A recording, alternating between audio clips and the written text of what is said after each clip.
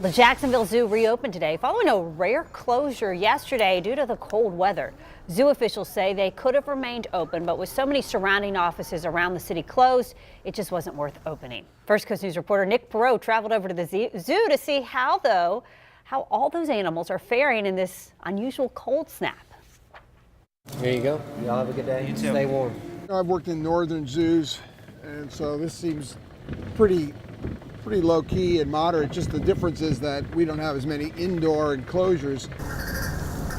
Southern zoos might not be used to this cold, but Dan Maloney says that doesn't mean they weren't ready for it. Whether it's really going to be cold or really going to be hot, we're constantly trying to prepare. The deputy zoo director took me around to talk about how the staff is keeping the over 2,800 animals here warm during this unusual cold spell. And these are the wattled cranes. First, just as portable heaters were brought in for employees, heat lamps now sit by many animals. We give them extra food because extra calories are important when you're burning up energy.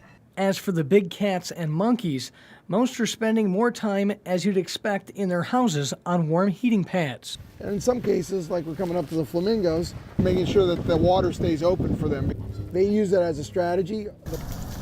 To help those used to the occasional December bath or swim, the zoo is cranking up the pressure to keep the ponds flowing. Other areas, you might put bubblers in or something to keep that water from freezing. But it's pretty cool what they're doing. I mean, as far as with the animals being out and get to see how they do react. They are a little slower, but they're still out. Jim and Doga Chesky see why birds fly south for the winter. They're not fans either, but say if this cold bothers the animals, you can't really tell. We want people to come on out. The zoo doesn't have any plans to change from the normal operating hours either. We've prepared for this. Bundle up and come out. Often the animals are a little more active when it's a little cooler out. Some animals you may have to look a little harder to find, as they may be going in and out of their houses. But they're still out there. In Jacksonville, Nick Perot, First Coast News, on your side.